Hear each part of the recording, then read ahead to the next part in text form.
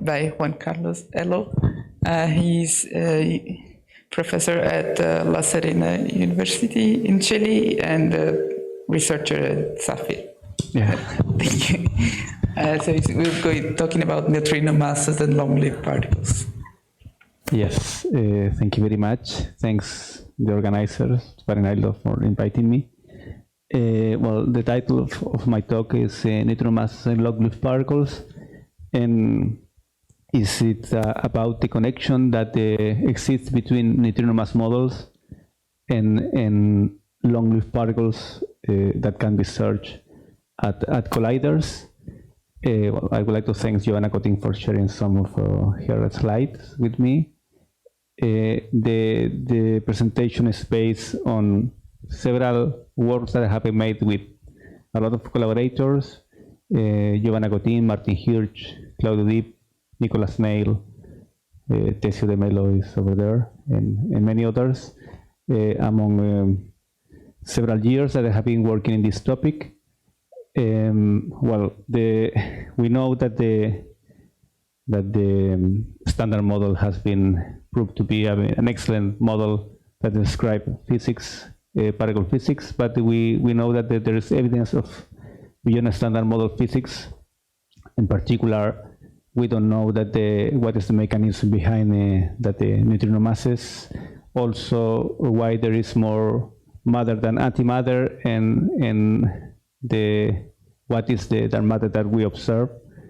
This point that there might be new physics beyond the standard model.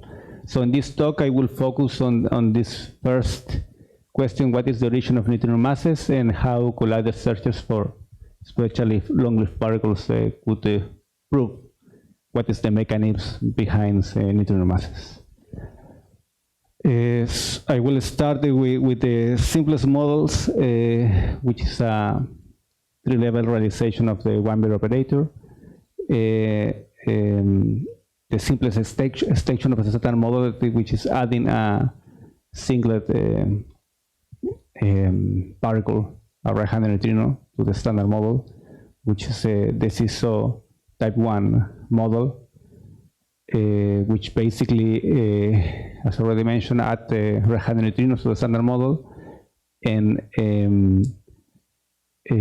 after diagonalization of the neutrino mass matrix, you end up with the line neutrinos, which are suppressed by the mass scale of the singlet heavy neutrinos, and the mixing between the active neutrinos and the heavy neutrinos. In this plot, I'm showing the decay length of the heavy neutral leptons versus the mass of the heavy neutral lepton for different masses of the lattice of the neutrino after fitting data from neutrino oscillation using this Casas-Ibarra parameterization. And as we can see here, due to the small values of the mixing of the HNLs with the active neutrinos, the typical values of the decaying length are in the reach of displaced vertex searches. So this is why this HNL is a typically long-lived particle that can be searched at the LHC. So at the LHC, there are different searches that can be made to look for these heavy neutral leptons. Back in 2014, we already point out the connection, together with Martin Hirsch, Sergei Kovalenko, the connection between these displaced searches and the searches for heavy neutral leptons. At that time, there were no concrete proposal to search for these HNLs. Nowadays, there are several. Among them, there's the displaced leptons, lepton jets, neutrino jets, and multi-track displaced vertices, and others proposals. In this talk, I will focus on a specific search that we proposed in 2018, which is a multi-track displaced vertex search, based on a previous Atlas search supersymmetry with our parity violation that we optimized for this heavy neutral lepton. So the idea here was we focus on this process that the heavy neutral lepton is decays from a W boson into one lepton, which is prompt, and then the heavy neutral lepton decay to one lepton and two jets, and semi-leptonic decay. So you can have one prompt lepton and a displaced vertex with in the inner tracker with a multi-track signature. So that was the main idea. So optimize a previous Atlas search for this heavy neutral lepton search. And we, in 2021, we redo the calculation, and we show these projections for 300 inverse femtobar and 3000 inverse femtobar, showing that you can reach masses up to 30 GeV and mixings up to 10 to minus 9. Interesting is that this year Atlas made this search, this multi-track search in the inner tracker for this semi-lepton decay of the heavy neutral lepton, and as we can see, their limits are very close to what we proposed. There are some small difference with the cuts that they applied with the cuts that we proposed, but we can see that despite this different luminosity, here is 300 per femtobar, and those limits are for 140. Their limits are very close with what we proposed at that time. So that's very good. Also, CMS can look for long-lived particles. Here I will focus on one proposal that we made in 2022, which was again a reinterpretation of a CMS search for neutral long-lived particle in the context of the Higgs decaying to long-lived scalars, which is this paper. The idea is it was to make use of the CMS muon end cap detector to identify showers produced by long-lived particles decaying to hadrons, taus, and leptons or photons, taking advantage of the large CMS still shielding in order to suppress background. So that's the idea. That's the idea that was used in this paper, and we adapt this search to search for heavy neutral leptons. So this analysis relies on large clusters of cutoff strip chamber CSC hits in the muon system, and requires to trigger a MET larger than 200 GeV. So we focus, and the pointer is gone. Okay. We focus on the mixing with the tau because in this case the HNL decay into a tau into jets, for instance, is particularly good for this search that requires to have this displaced shower in the muon detector. And we propose two strategies. One is maintaining the high MET trigger of the previous search, but with tighter end hit cuts, and the second is lower the cut in the MET trigger and increasing the end hits. So these two strategies, the second one, which correspond to the red curve, is that they produce the strongest limits, reaching masses up to 6 GeV and mixing of the order of 10 to minus 7, 10 to minus 6 for the mixing with the tau, which is the mixing less constraint for other experiments. CMS made this search, this displaced shower search for heavy neutral leptons in 2024, and it's very similar to what we proposed, but they use, instead of a MET trigger or optimized MET trigger as the those that we propose in our paper, they use a probe-lepton trigger. So it's different that way, but it's still is good that they mention us and cite us in their paper. So that's very nice. Also, at the LHC, you can search for heavy neutral leptons at far detectors.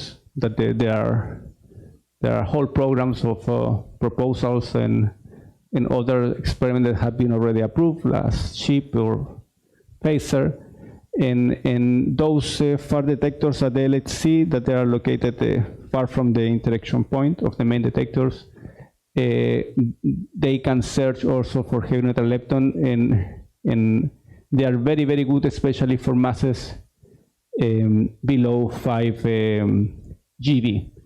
This is because the main production comes from the case of mesons, B or D mesons. And in that sense, they are complementary to searches of the main detectors. Okay, and finally, I would like to mention that another paper that we made, but for B factories, that also Bell or Babar and also Bell2 can search for heavy neutral leptons. And in this paper, we focus on the mixing with the tau again. The idea is to take advantage of the large amount of events that pair of taus that have Bell or Babar accumulated already, around 10 to 9, more or less, and those that will have Bell2 that is projected to have around 10 to 11 pair of tau events. So the process that we analyzed was the tau decaying to heavy neutral leptons and other particles like leptons, and then decaying to 1 neutrino and 2 leptons that could be muons or electrons. Here we focus on a scenario that they mix predominantly with the tau neutrino.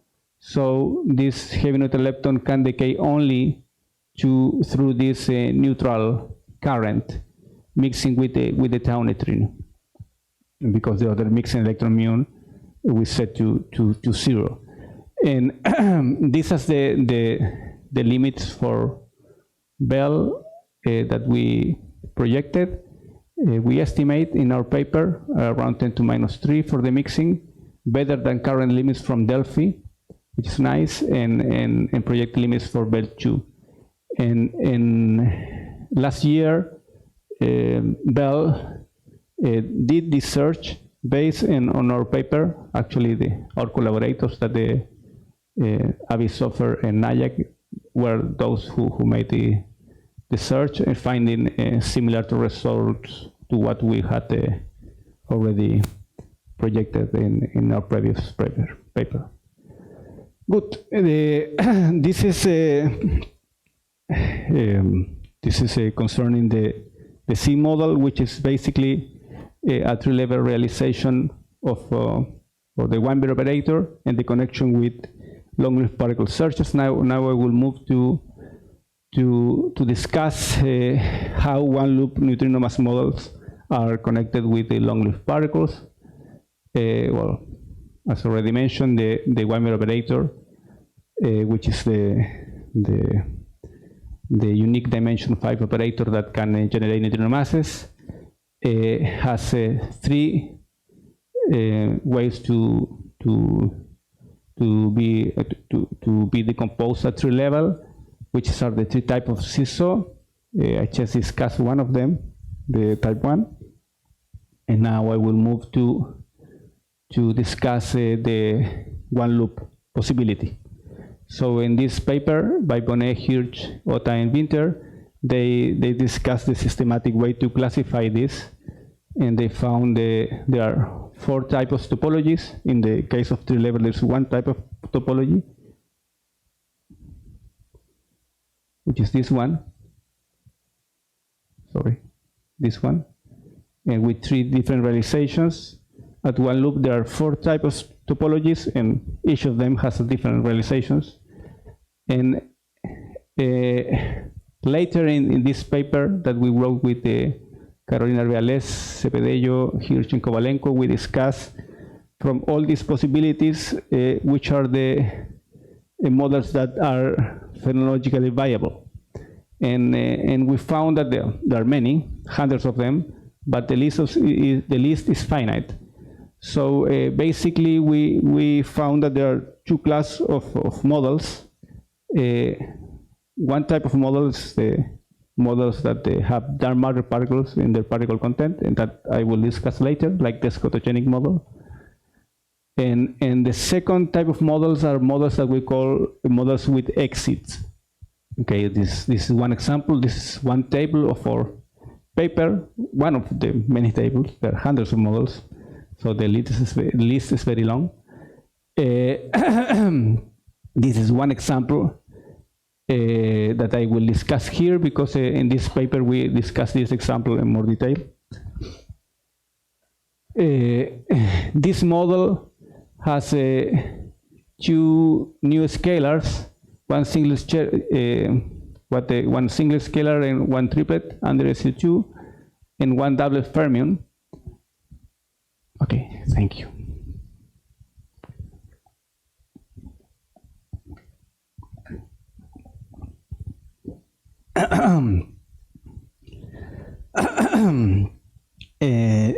There is no dark matter candidate, and the exit is this particle S112 singlet under SU2 and of course under SU3 and with a hypercharge 2 that couples to these two electrons.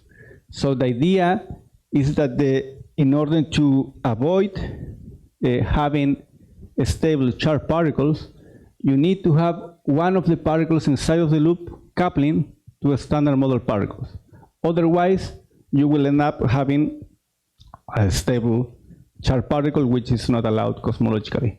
So that problem, you don't have it in the models with dark matter particles, because you can have the lightest particle can be a neutral, and then you have a good dark matter candidate. But in this type of models, that's a problem. So in order to avoid the problem, you require having these particles that we call exits, which allow all the charged particles in the model at the end to decay. That's the idea. Very simple idea. And that idea allows you to have a finite list of models of this type. In this model, particular model, you have this triplet scalar, which has a charged particle with a quadruple charged particle that will decay. It has two decay modes, 4 leptons and 2 Ws and 2 leptons. So all these particles will decay to standard model particles with at least 2 same sign leptons. This is because this exit will always be in the decay channels of all these exotic particles. And this particle couples to two leptons with the same sign. So this is probably the most spectacular feature of the model, that this particle can decay to this many leptons, and this can be produced at the LHC through pair production, having this striking different signatures with 8 leptons or 4 leptons and 4 Ws, and you could even have a new lepton number violating signatures, like with 6 leptons and 2 Ws, violated lepton number by 2 units. And if you observe this, you will prove the connection between neutrino masses and the process, right? Because then you will prove that the neutrinos are Majorana particles according to the black box theorem. In the scenario in which this 4-charge scalar is the lightest in the model, we feed neutrino masses, and interesting is that most of the parametric region of the model that explain data from neutrino oscillation predicts that this 4-charge scalar is a long-lived particle, which is this brown area over here. So most of the parametric region has this feature. That's very nice. And basically the idea is that the smallness of the observed neutrino masses together with the high multiplicity of the final state lead to this long-lived multi-charge particle. So it's a very, very strong feature of the model. There are many searches, current searches that set limits on this model, basically multi-charge particles, displaced vertex searches, and even prone decays. But currently there's no optimized search for this particular model. Okay, this is one example of this, one of the type of one loop model, which is that we call exit models. And now I will move to the other type. This is one loop models with the dark matter particles in the loop. So the scotogenic model can be considered as a prototype model realizing this idea. This is the scotogenic model, which adds 3 fermion singlets and a scalar doublet to the standard model. The neutrino masses are at one loop. There are new particles that are odd under discrete C2 symmetry, and the lightest particle of the C2 odd sector is stable and can be a dark matter particle candidate and predicts long-lived particles. So this is the famous scotogenic model by Ernest Ma. And but many other one-loop viable variants exist. This is one of the table of our paper. There's many possibilities. It's one of the tables. And in this paper by Carolina, that we wrote in collaboration with Carolina Arbeales, Joanna Cotin, Martin Hirsch, and Tesio de Melo, we discuss this particular model that we call a scalar singlet triplet, SST model, in more detail.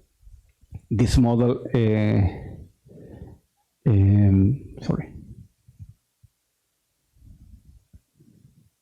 well,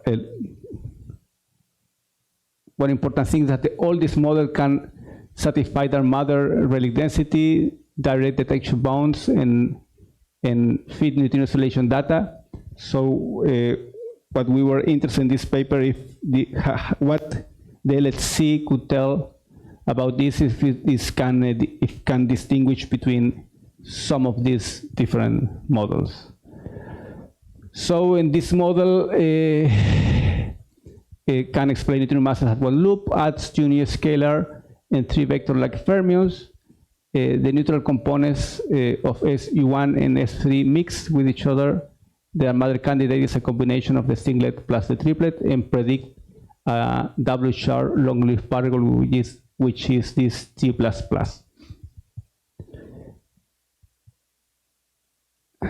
So we studied the dark matter phenomenology in the SST model. The relic density favor points with a small mass splitting between a scalar singlet and triplet in the coannihilation regime, and the correct abundance can be achieved even for small couplings if the mass splitting is small enough. So in this plot is showing this feature for small values of this lambda 5 coupling, which is the coupling between the scalars and the Higgs.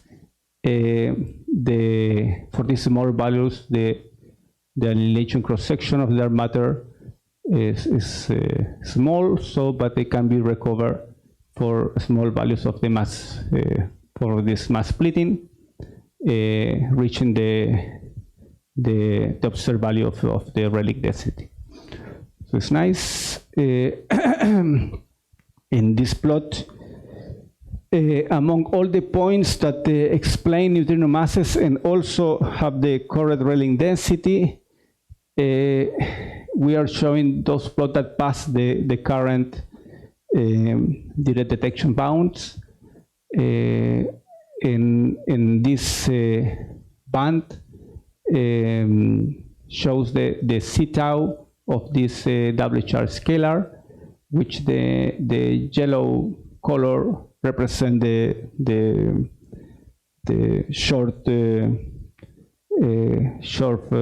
C tau, and the green and the blue is for long-lived double charge scalar. So As we can see here, all of the points that pass the bound by Darwin are long-lived particles of this double charge scalar, and points that pass the current bounds, some of them could be prompt, and some of them can have a large C-tau. So that's interesting because it shows a complementarity between colliders. For proving this kind of models, there is a complementarity between collider searches and dark matter searches.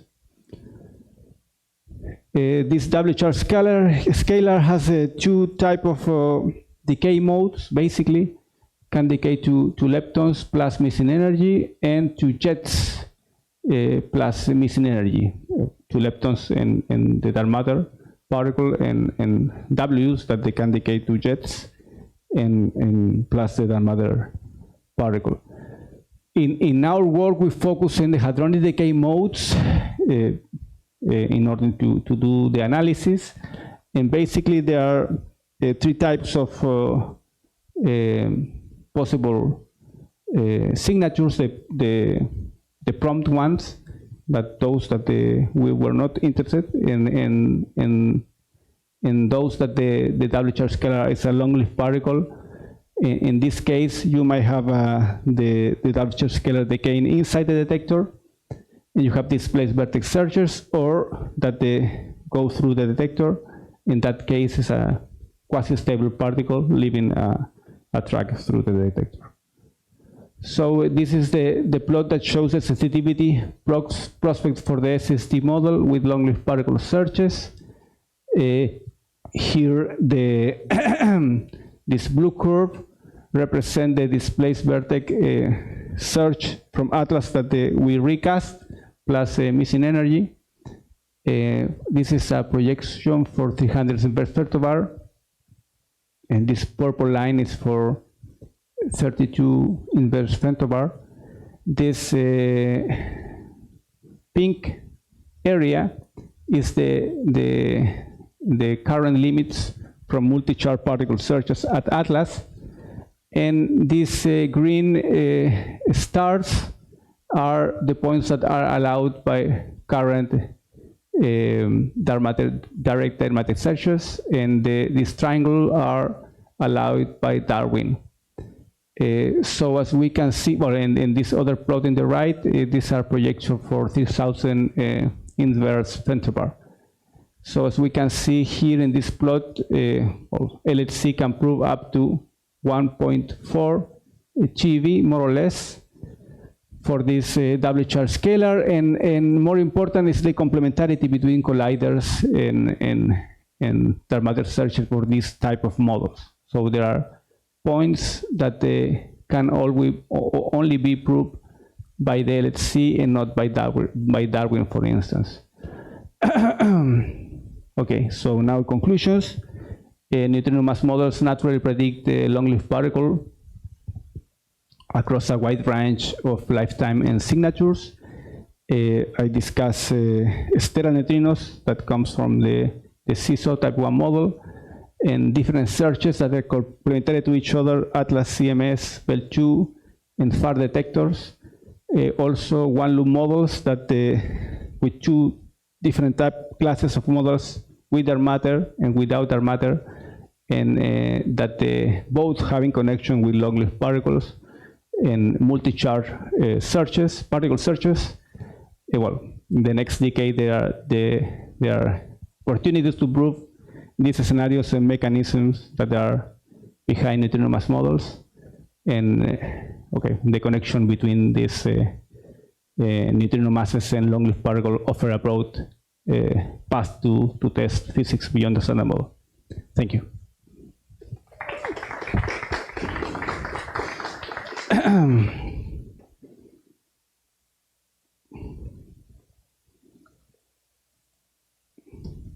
Thank you very much. Any questions? Est-ce bon?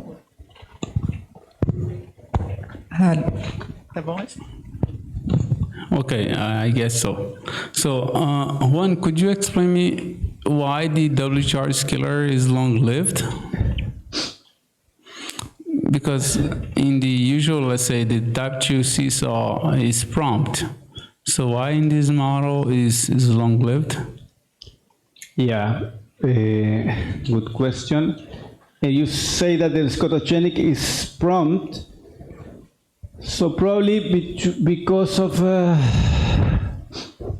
Because you must be tuning some Yukawa, right? Yes, no, the thing is that this the decay mode, here, first of all, is a doubly charged scalar. So you have the multiplicity in the final state, which reduce the decay width. Mm-hmm. Yeah, phase space, that's one feature. And the other is that you have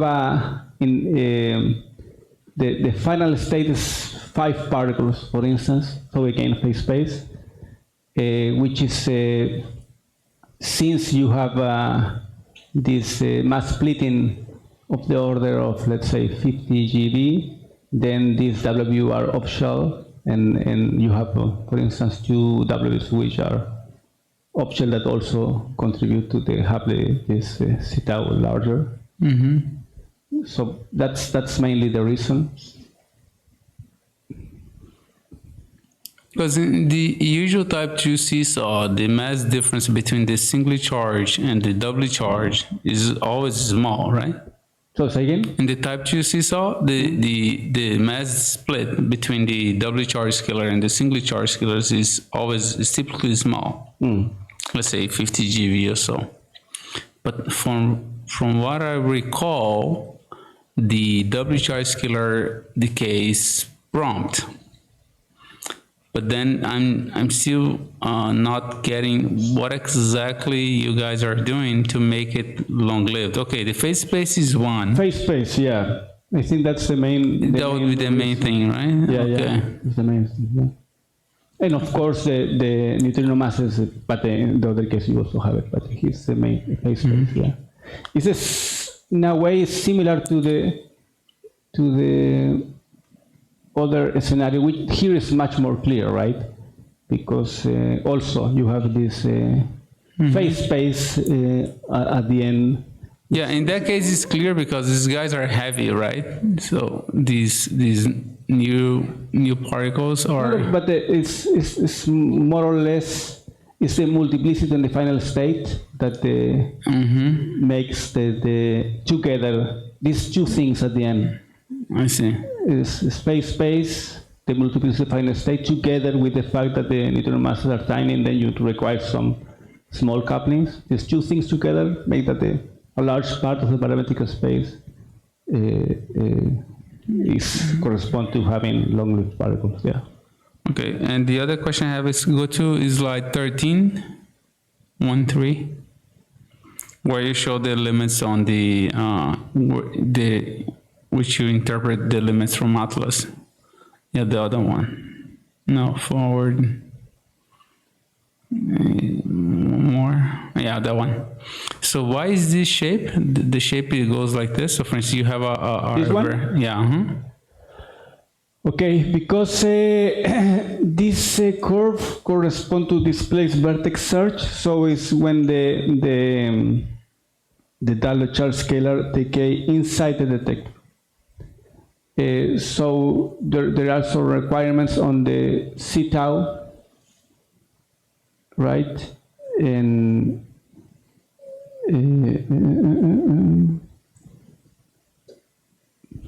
because it's kind of bumpy, right?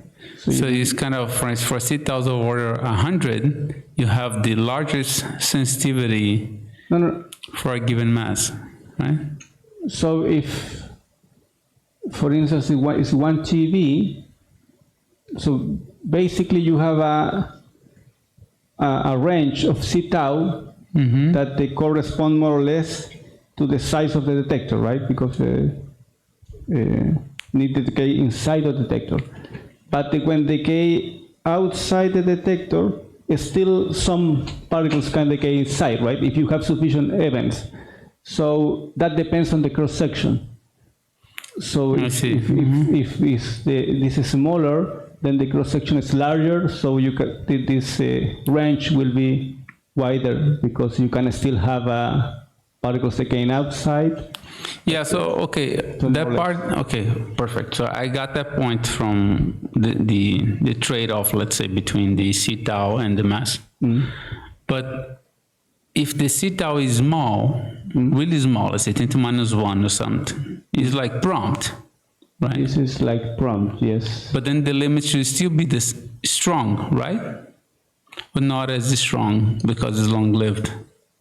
Because the limits on the the limits on which is not for prompt decays, the limit is weaker, right? Yes, we didn't analyze prompt. Okay, yeah, okay. Only displays and the multi-charge particle search, which is when the particle goes through the whole detector. Yeah, makes sense. Thanks.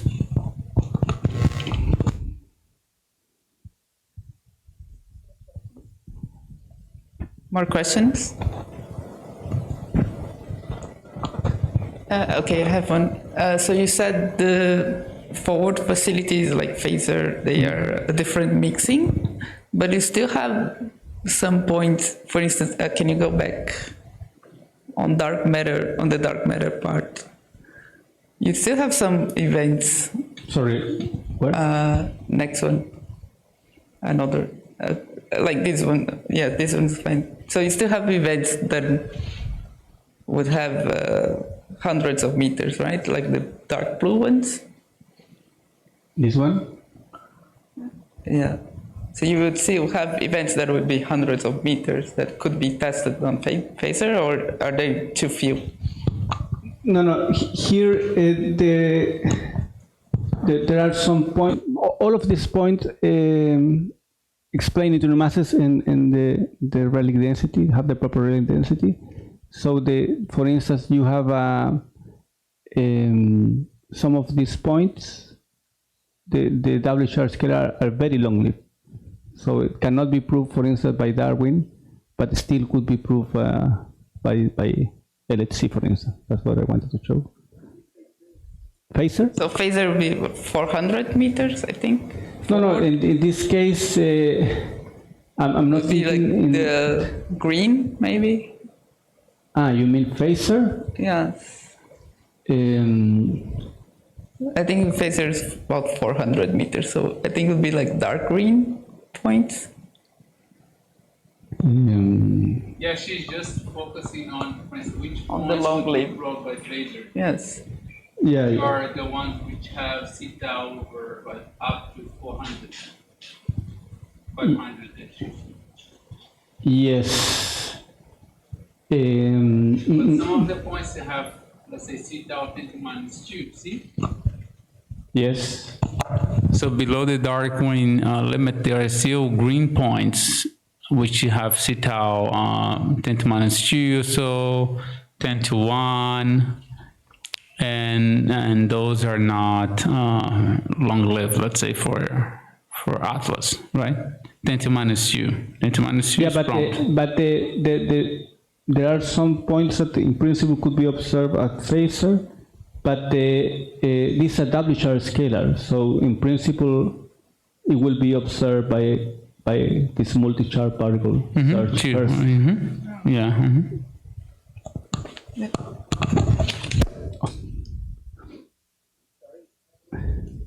Okay, thank you. Any questions? Let me just check if there's anything online.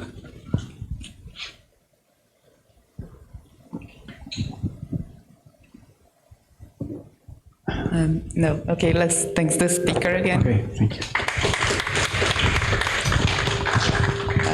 We can take a short break now if you want to and come back at 11.